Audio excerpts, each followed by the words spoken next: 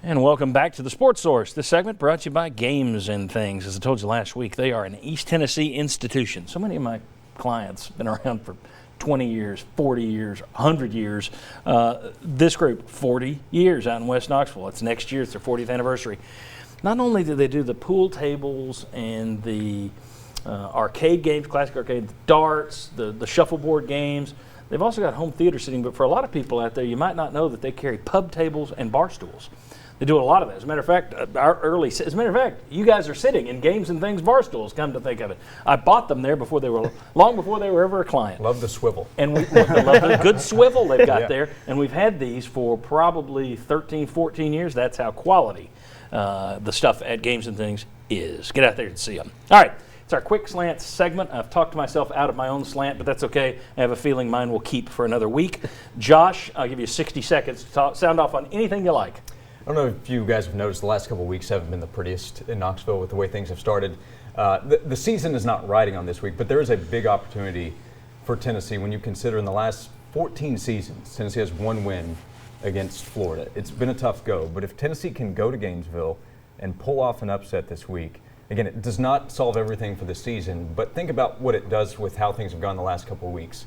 In Knoxville, with Jeremy Pruitt and the media maybe, with fans and the quarterback and the head coach, the recruiting trail. Recruiting has not been great the last couple of weeks because of what has happened in weeks 1 and 2. If Tennessee can pull off an upset win in Florida, that makes it so much easier coming back to Knoxville. That makes it so much easier going out and recruiting. And you still have to play a bunch of games after that, but it can really help.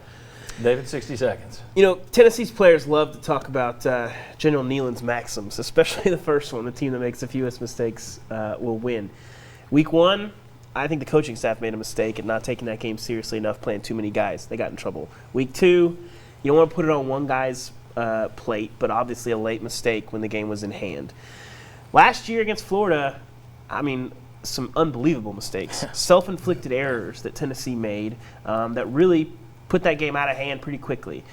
So this week, you have a chance, if Tennessee plays well and doesn't make a ton of mistakes, can they do that on the road? You're going to have a really difficult atmosphere. You're going to have a pretty good defense that's going to cause some havoc and be able to try to make some big plays defensively. And I'll be really interested to see if Tennessee can sort of live by those maxims that they love to talk about and not make those self-inflicted errors, whether they be mentally or with the ball in their hands. And I think that ultimately is what's going to decide how Saturday night in the Swamp plays out. Will Overstreet, 60 seconds. Freshmen, get ready. You've had a good year so far, maybe a good start, had a couple of good plays, but get ready because this is going to show you where you're at and how far you have to go.